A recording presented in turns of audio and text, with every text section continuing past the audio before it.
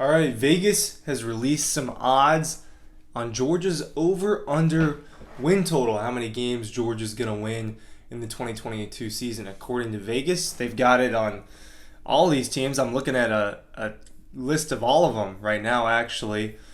Georgia's at 10.5 games. That's the line, the spread. You can bet the over-under for that. Those are the odds. No, I'm not really into sports betting that much. I think it's a good line though. If you think Georgia's going to win a lot of football games, to keep. If I was making this video 30 seconds, that's what I would say to you right now. But there were some interesting things written on this website that I had dug a little deeper to find. I didn't even really dig that deep, but I kept scrolling, and found this weird analysis that I want to break down as well. But Georgia listed 10.5 games as their over/under. Clemson 10.5 games. Alabama 10.5 games. So all these powerhouses, I wouldn't throw Clemson in there, but Ohio State 10.5 games. So it looks like that's the largest these lines go. I tried to find 11. There's not one. So 10.5, that makes sense.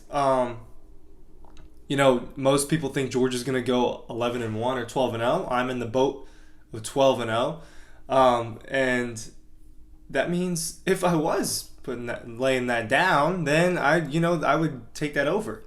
But let's look at this. Ryan Curley from Dog Post here, talking about Georgia's odds, their over/under win total. What is Vegas talking about when it comes to the Georgia Bulldogs for 2022?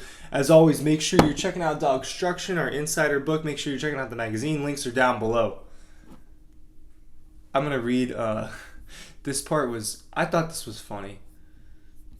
Here's this analysis. Georgia Bulldogs odds to win national championship, plus 300, which is really not bad. Like that's pretty good. He says, who's this person's name? Daniel Dobish says, I don't like the Bulldogs to repeat. Okay, fine. It's super difficult to do so anyway. Georgia just has too much change, losing major pieces on the defensive side of the ball, and I don't like the lack of continuity with the DC leaving. Yes, Dan Lanning's gone.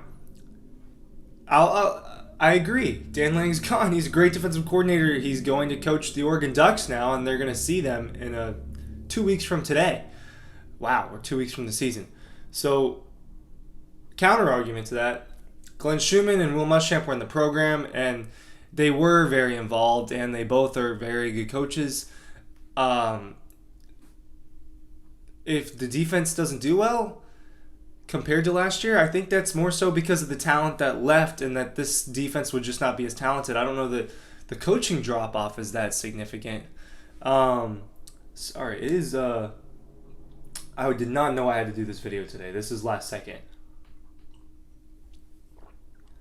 Then he goes on to say, I'd feel a lot better about Georgia's chances if it had an offense which could roll up big points and outgun other teams. But Bennett just isn't that kind of passer, and running backs will both be getting their first cracks at a chance for success. I think there's a lot wrong with this sentence. I think, did we not watch Georgia be a top 10 offense last year? Is that something that people just didn't watch? This is a better offense. And when people like this guy get on here and write about it, these aren't, his title on here is sports betting expert. Maybe he is.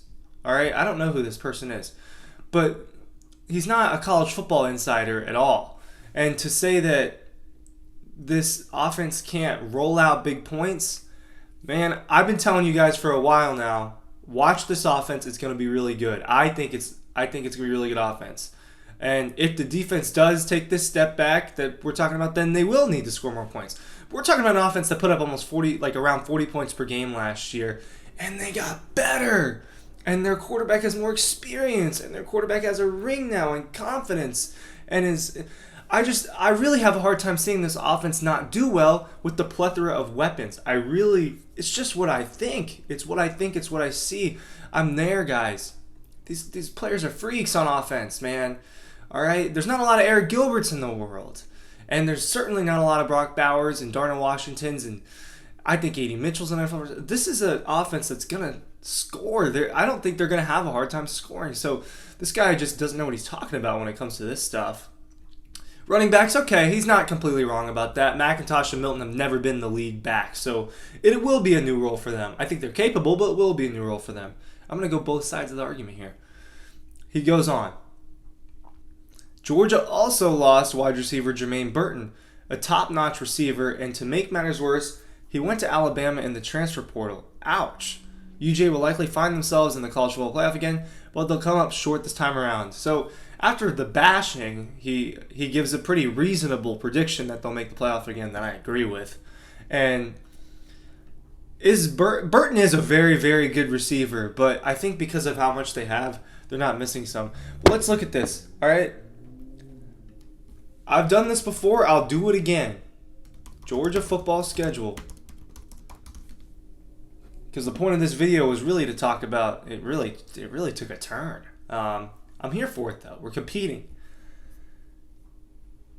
If you thought that it was over 10.5 games, that means they'd have to win 11. So you're saying they're not going to lose more than one?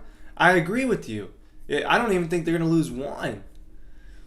Ahead of the schedule, there's only 2 ranked teams preseason. Now, those things change. I think Tennessee will climb up into the rankings. They were actually 26. They were the most receiving votes on the outside looking into that top 25. I think Tennessee will climb in the ranks, but Oregon, I just don't think they're good enough. The South Carolina, I have a tough time seeing it because I think this is a 12-0 team. But if they drop the game, wouldn't shock me. But they are better than everyone on their schedule. So yeah, the 10.5, I like that. When I look at that, I don't do those things. I really don't. I do fantasy football for the most part, but I'm not laying stuff down. But those odds are interesting to me. It feels like a cop out to me to just have 10.5 for all these like powerhouse teams. I don't know.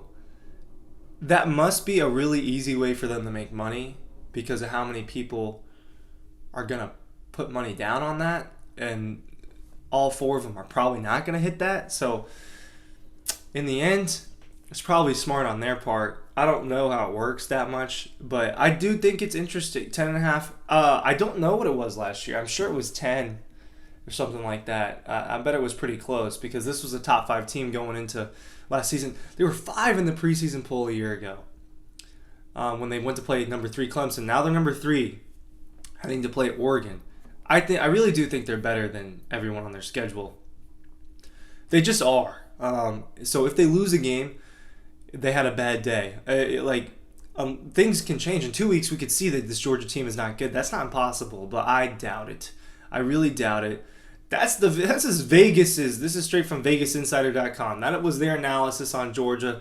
I wanted to analyze that with you guys. Make sure you're going to the site, dawgpost.com. Make sure you're checking out all of our social medias, and make sure you're checking out those links down below for those great images and stories from our precious literature. See you there, guys.